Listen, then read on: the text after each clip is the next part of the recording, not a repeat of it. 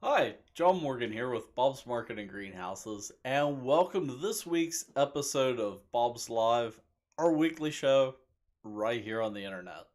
And well, last week is our episode of Bob's Live. We moved it by a day, and we were out in the greenhouse doing a virtual tour of what's happening out in the greenhouse.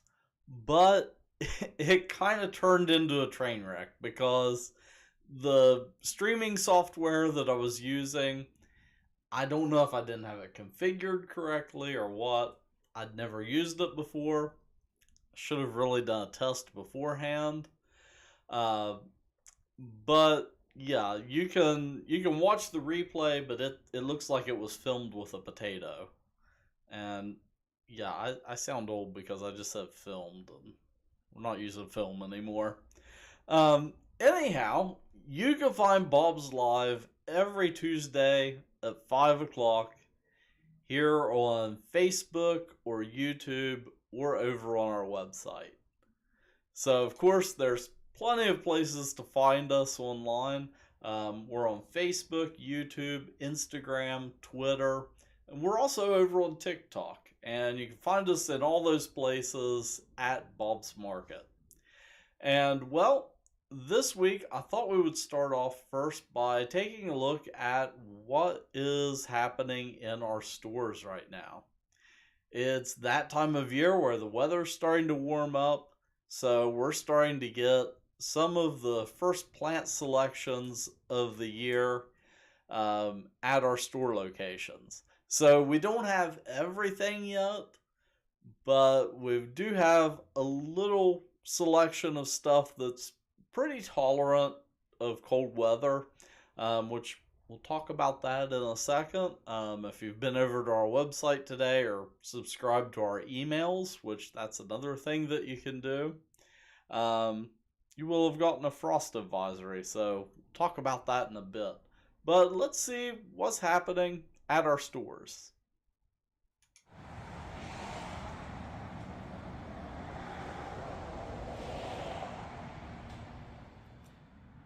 It might be a bit cool and dreary out this morning, but I'm down here at our Mason Market where we're starting to get in a selection of spring plants. So behind me, we have our perennial selection, and we've got hostas and all kinds of different flowering perennials. So let's take a closer look. Our 1 gallon pot perennials are $11.99 each, which is an awesome deal.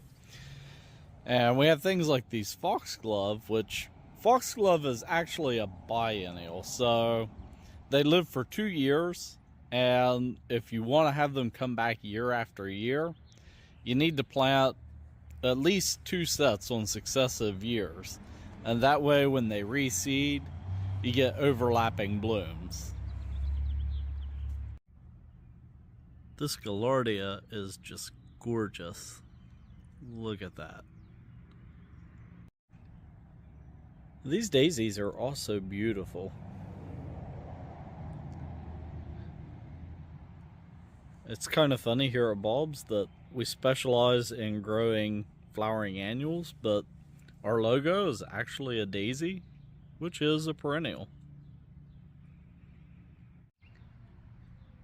Daylilies are another great perennial choice. They give you this beautiful foliage early on and then blooms later in the summer. This Monarda, it's a variety called Leading Lady Raspberry. I think these are just amazing. Pincushion plants are another one of my favorite perennials. They're right here behind me. So if you're new to gardening, you might be wondering what the difference is between an annual and a perennial. A perennial means that it comes back year after year, where an annual, you have to replant every year. So let's go take a look at some annuals. So our 32 count bedding flats, those are all annuals. So things like these lobelia, Melopodium, Ageratum, and here we have Celosia. These are all annuals, so they'll die back at the end of the summer and will need to be replanted. Some of our extremely popular annuals are plants like these begonias. And also impatiens and marigolds. So when it comes to planning your landscape, I recommend going with both annuals and perennials. Perennials can kind of act as anchors in your landscape that are there year after year, and you can kind of plant annuals around them. And also when it comes to creating containers for special areas of your garden, annuals are the way to go. So it gives you a huge variety of choices when it comes to planning a beautiful landscape around your home. I had a number of messages and phone calls this last week wanting to know if we have ferns available. And yes, we do have ferns available at our stores right now. We've got both the macho ferns that have bigger fronds and they're a little bit more sun tolerant, and we also have Boston ferns. I should also mention, since I just mentioned the ferns, that we tend to treat them as an annual. They're not frost tolerant in this area. In fact, if you buy one now and we have a frost or freeze warning, I recommend taking it inside to protect it. But we do treat them as an annual. It is possible to kind of take them inside and try to nurse them through the winter, but usually the results, they aren't that great.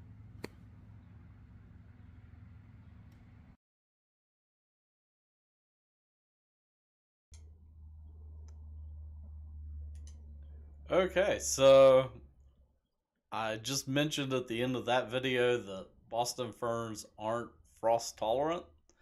So if you've already purchased your ferns for this year, right now we have a frost advisory. And yeah, it's 57 in Mason right now. Pretty sunny outside. But looking at the forecast, we're going to dip down to 34 tonight.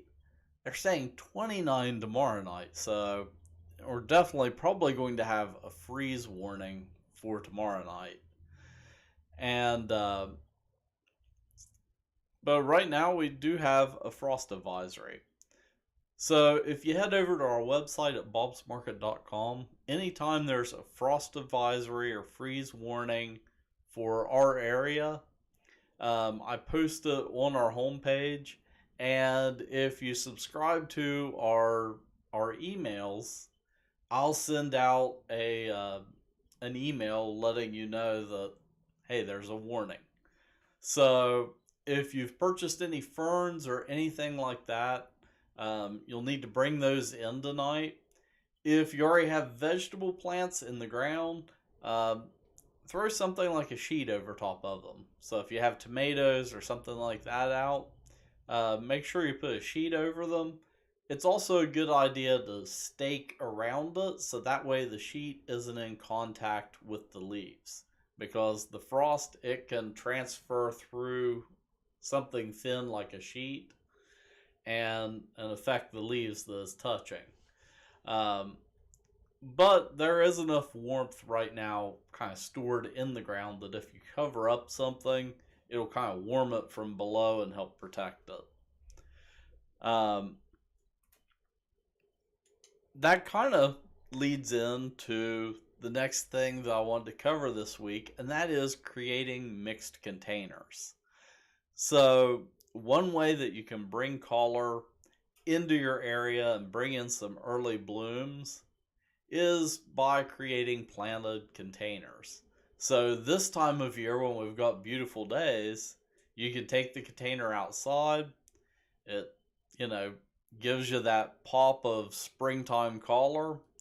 But if you have a frost or freeze warning, you can easily pick it up, depending on its size, of course, You can pick it up and move it inside. So this past weekend, that's exactly what I did.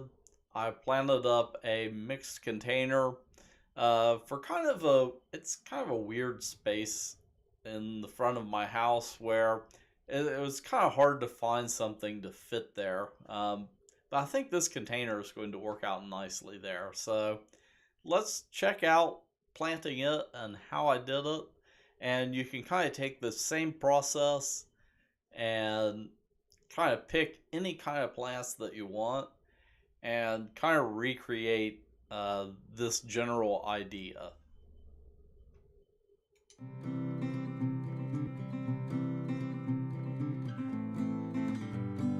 Today I'm here in front of my house in kind of an awkward area. You see, I have this little stoop right here in front of our dining room where we have this French door. And it's not a very wide area, so can't really use it as a patio or anything like that.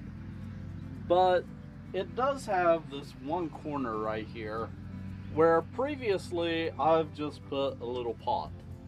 And that always kind of doesn't really fit in this area because the pot is just too small.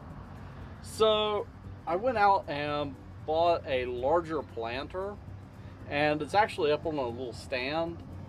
And what I'm going to do is create my own mixed container and set it right here in this area. And then later on, I might actually put some smaller pots in around the bottom of it to kind of fill in the area. But today I'm going to be kind of using a classic container technique, and that is the fill, spill, and thrill method. So I've got some plants that's going to spill down over the side, some that are going to kind of fill in the midsection, and then the thriller plant is one that's going to get really tall and kind of fill in the background. So let me show you what I'm planting because it's kind of unique. Okay, so first off, how this corner is kind of oriented when you're walking up to the house means that actually this front corner you're going to be seeing first. So I'm going to actually plant this, even though it's a square planter. Instead of kind of going this way, I'm actually going to plant it diagonally. So to spill over the front of it, I've actually chosen two different plants. I have some Ipomoea, or ornamental sweet potato. It's a vining sweet potato. And this is a variety called Sidekick Lime. So it's going to go right here in the front corner, and it'll spill down over the front. On each side of it, I've also got some lemon coral. And this also will kind of grow out and spill down over the sides. So I'm going to do like a lemon coral there. And then we'll match it up with one over here. Then to fill in the midsection, I had to kind of think about it because this corner, it doesn't receive hardly any sunlight at all. The front side of my house faces north, and this corner actually faces east. So it gets a little bit of morning sun, kind of in mid to late summer, and that's about it. The rest of the day it's in the shade. So I ended up going with Impatiens, and I'm going with two different colors of Impatiens. I've got this is Impreza Blue Pearl, which has more of a purpley tone to it, which it's actually kind of close to the 2022 Pantone Color of the Year. And this is kind of the color scheme that I'm going to go with here in my front yard this year. And then I also have some white Impatiens to mix in with it. And these are just Super Elfin White. So I'm going to plant these kind of randomly in the middle. And then that leaves me with the Thriller.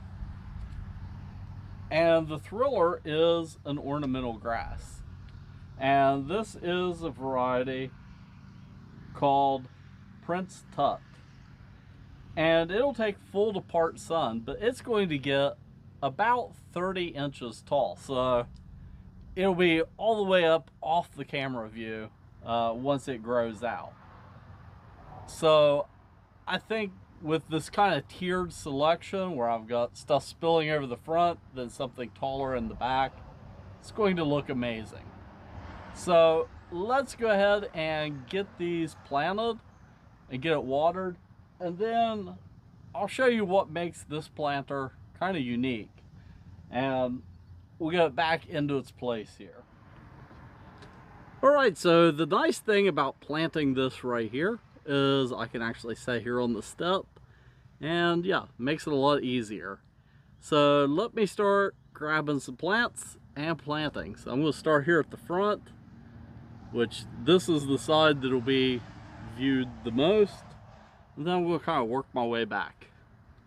So the first thing that I have to go in is the Ipomoea, or ornamental sweet potato. That's a lot easier to say.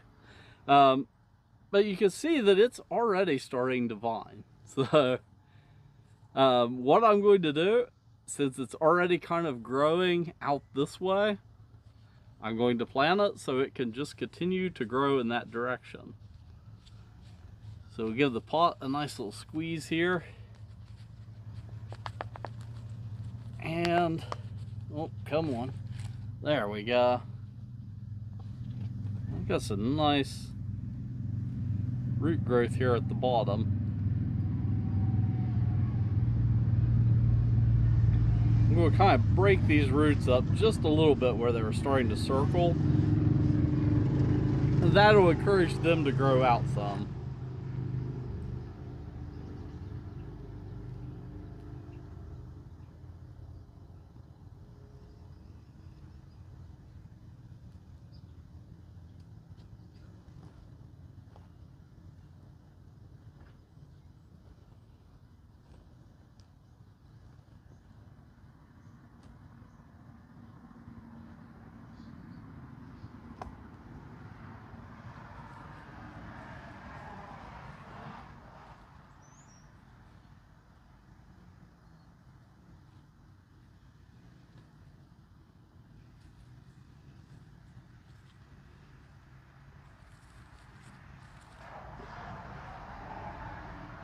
There we go.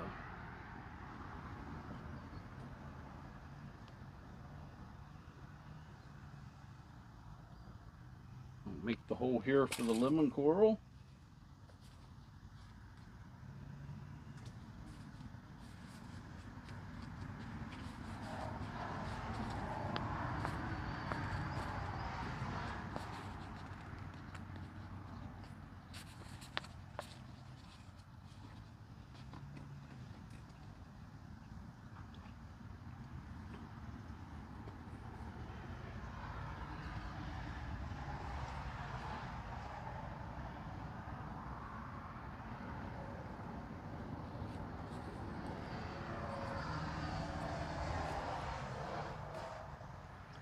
And this again, I'm kind of planting to kind of encourage the direction that's already growing, and just kind of encourage it to vine more in that general direction.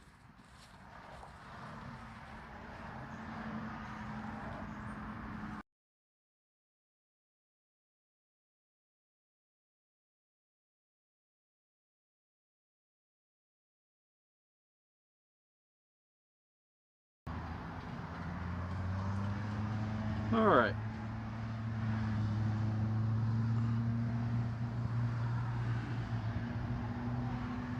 We're going to put our Prince Tut back here in the back.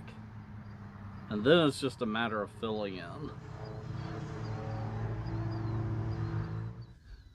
This Prince Tut grass, it is really jammed in there good.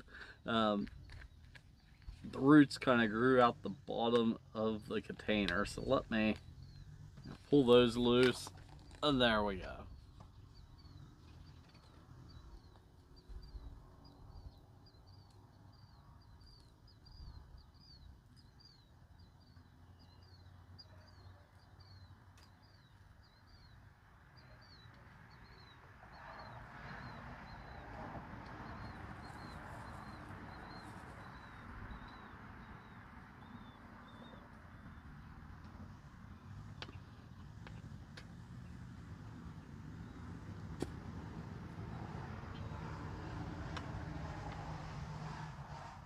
Alright, so now I have the rest of this area to fill in with our impatiens.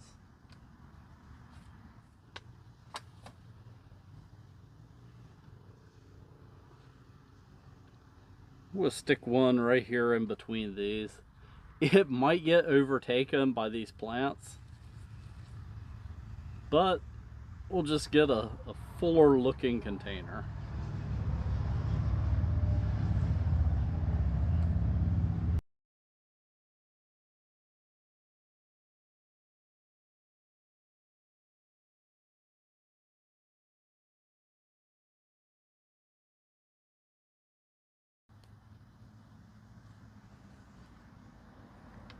All right, there we go.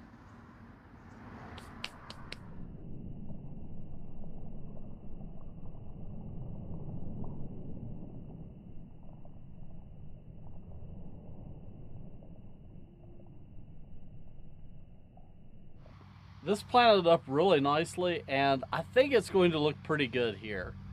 I had these couple pots of phlox, and these are going to be going elsewhere in my landscape, but I just kind of put them down here to kind of visualize what some flowers would look like underneath of this.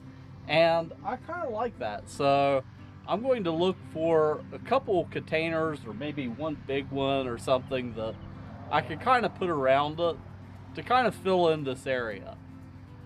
So right now we're kind of at the end of April, but there's still a danger of freeze and frost. So with any container like this, you want to be able to take it inside if we have an especially cold night. So the nice thing about this is it has handles on it.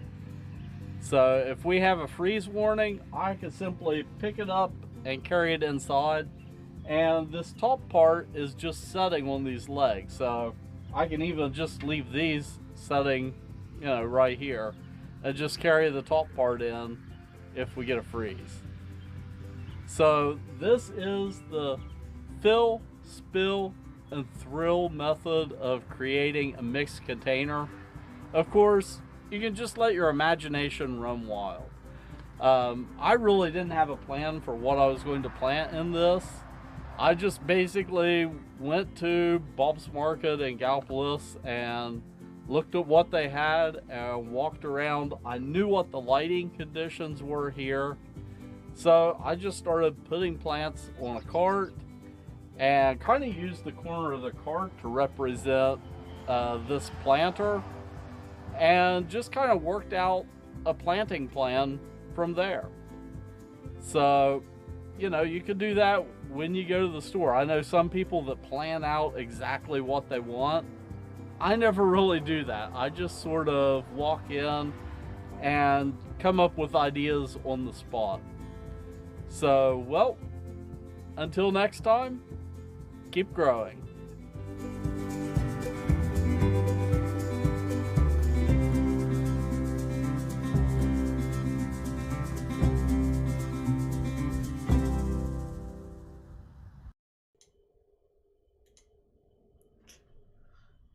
All right, so that was planting a mixed container, and Patty asked where I got the container. Actually didn't get it at our store. I got it at Walmart. Oh, oh, that hurt. Um, but yeah, so I'm not picky when it comes to containers. The decorative container that I was using before, it was one of our deco pots. I've used it for like the last 5 or 6 years. Um, so really, wherever you find the container, as long as it looks great and you're happy with it, um, no big deal. Um, yeah, Trisha says I just stopped in there yesterday. Yeah, we're starting to get a pretty good selection of plants in. And again, we're still early in the season, so we still have stuff out in the greenhouse that's just now starting to kind of start to pop off some blooms. But we also don't want to jump the gun and put out stuff that's really sensitive to cold early on, where uh, we don't want to set you guys up for failure. Um, if if we sell something right now that's really sensitive to cold and you take it home and it dies because like tonight we're supposed to have frost, um, that doesn't look good on us. Um, so yeah, just keep that in mind right now as you're starting to plant stuff. Also, now's a good time if you've started seeds indoors. We've had previous episodes where we've talked about seed starting. Um, Now's a good time to start hardening off your seedlings. So, on a nice sunny day today where it's kind of cool, you can take them outside to kind of a shaded area like a porch or something like that where they're getting bright but indirect sunlight, and getting them in a little bit of wind exposure and things like that helps strengthen up the stems. Um, but getting them a little bit more direct sunlight than being just inside under grow lights, that also helps strengthen them up. And gradually, you can start working them toward being out in full sun for a few hours a day. So now is the time to start doing that if you're starting seedlings indoors. And well, that is all that I have for this episode. Next week, we're going to be talking Mother's Day because we've got Mother's Day weekend coming up. And also, um, I'm going to be doing kind of a follow up on a previous episode of Bob's Lives. So, way back a couple months ago, I took some cuttings off of a snake plant to propagate in water. So, next week, we're going to be doing the follow up to that of actually planting them. And I'm going to show you how you can take just a few house plants that you might have and potentially divide them and get more. So we have that to look forward to in next week's episode. And until then, keep growing.